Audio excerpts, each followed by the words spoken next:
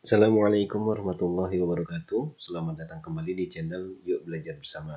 Baik teman-teman semuanya, insya Allah kali ini kita akan membahas video mengenai perhitungan PPh pasal 21 di mana pegawai baru memiliki NPWP.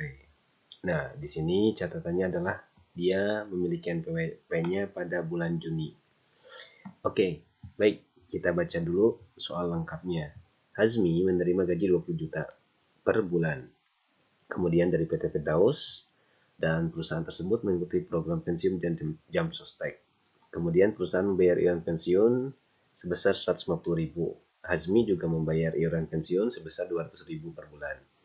Di samping itu, PT tersebut membayarkan iuran jaminan hari tua 2% dari gaji, dan Hazmi membayar iuran jaminan hari tua juga sebesar 1% dari gaji. Premi jaminan kecelakaan kerjanya adalah 0,5 dan jaminan kematiannya 0,3% dari gaji. Baik teman-teman, seperti biasa, langkah pertama adalah kita menghitung PPh terutang yang per bulan ketika kondisinya dia menerima gaji. Nah, di sini. Ini kita hitung gaji sebulannya 20 juta, kemudian jaminan kecelakaan kerja dan jaminan kematian. Masing-masing 0,5 dan 0,3. Oke, kita masukkan sehingga penghasilan brutonya adalah 20.160.000. Nah, selanjutnya kita kurangi dengan biaya jabatan, kemudian tadi ada iuran pensiun, dan ada iuran jaminan hari tua 1% dari gaji. Nah, untuk biaya jabatan itu 5% dari gaji bruto, iuran pensiunnya 200.000, sedangkan iuran jaminan hari tuanya adalah 200.000. Nah, angka 500.000 ini karena ini batas maksimal. Kalau kita hitung 5% dikalikan 20.160.000 itu kan sejuta lebih. Jadi kita batas maksimalnya 500.000. Maka total pengurangnya adalah 900.000. Oke, dari sini maka diperolehlah gaji neto per bulan. Ini dihasilkan dari 20 juta. 20.160.000 dikurangi 900.000. Selanjutnya, kita lihat di sini ada penghasilan neto setahun. Ini tinggal kita kalikan dengan 12. 19.260.000 dikalikan 12. Lalu PTKP-nya. PTKP-nya ini anggapannya adalah Tuan Hazmi sudah menikah tapi belum punya anak, sehingga 58.500 untuk PTKP-nya. PKP-nya adalah 172.620.000. Oke, berarti di sini kena lapis 2. Dua lapis. Yang pertama, lapisnya 5%, yang kedua adalah 15%. Untuk yang 5% kita kalikan 60 juta. Sedangkan untuk yang 15% berarti selisih dari 172.620 dengan 60 juta. Oke, maka perhitungannya untuk yang 5% 3 juta, untuk yang 15% 16.893.000. Oke, dari sini kita bisa hitung total pajaknya.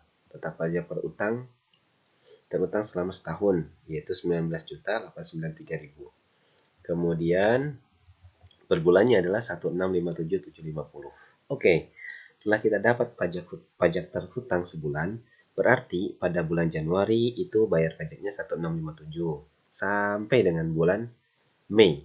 Nah, maka di sini ketika dia tidak memiliki NPWP, kita kalikan dengan 20% lebih tinggi, atau bisa juga dengan rumus 120 dikalikan dengan pajak terhutang sebulannya.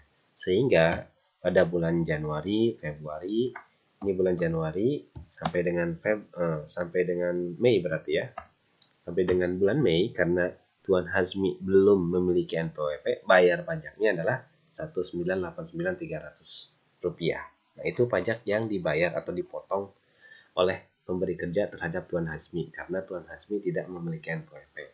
Nah, kalau dia punya NPWP, maka pajak terhutangnya hanya 9.946.500.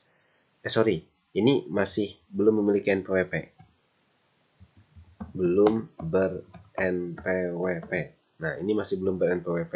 Jadi selama Januari sampai Mei itu kalau dihitung ada 9.946.500 rupiah ketika belum memiliki NPWP. Nah, kalau punya NPWP berarti hitungannya adalah 5 dikalikan 1657750. Jadi dikalikan pajak terutang yang sudah ber-NPWP yang atas ini.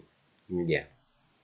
Nah, kalau di total itu ada 8.288.750. Sehingga selisihnya itu kan ya betul memang 20%.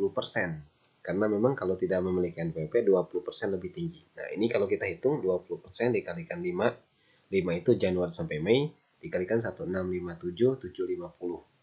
Nah, hasilnya adalah 1657,750. Nah, itu selisihnya. Oke, setelah kita tahu selisihnya, pada bulan Juni, ini pada saat bulan Juni, Tuan Hazmi kan sudah memiliki NPWP dan sudah menyertakan fotokopinya kepada PT Firdaus. Maka di sini ketika pada saat bulan Juni, kita pengen tahu berapa sih pajak yang harus dibayar oleh Tuan Hazmi. Nah, berarti hitung seperti biasa. Nah, ini perhitungan seperti biasa yang tadi kayak seperti di atas. Yang ini. Jadi kita hitung dulu per bulannya Tuan Hazmi kena pajak berapa. Nah, ini dia. Sampai sini. Nah, ketemulah pajak terhutang Tuan Hazmi sebulan. Nah, berarti setelah hitung seperti biasa, kita cari sebelum punya NPWP, Tuan Hazmi kan sudah bayar pajak. Bayar pajaknya berapa bulan? Yaitu bulan Januari sampai Mei. Kemudian tadi kelebihannya berapa persen? 20%. Karena dia tidak memiliki NPWP dari Januari sampai Mei. Maka kita kalikan di sini 20%, dikalikan 5 bulan, dikalikan dengan pajak terhutang. Sehingga ketika bulan Juni, PPh yang harus dipotong adalah nihil. Karena Tuan Hazmi sebetulnya bayar lebih 20% ketika belum memiliki NPWP. Nah, pada saat NPWP-nya punya, maka kelebihan 20% ketika belum memiliki NPWP itu bisa menjadi pengurang. Oke? Nah, ini ketika bulan Juni. Nah, bagaimana kalau misalkan punya NPWP-nya di akhir November? Nah, ini ada penjelasannya. Sebelum pemotongan PPh pasal 21. Jadi kita pengen tahu hitung PPh 21-nya berapa. Nah, ini caranya seperti biasa, hitung PPh sebulan seperti biasa. Itu dapat 1657. Kemudian kita hitung 20% lebih tinggi dari bulan Januari sampai November.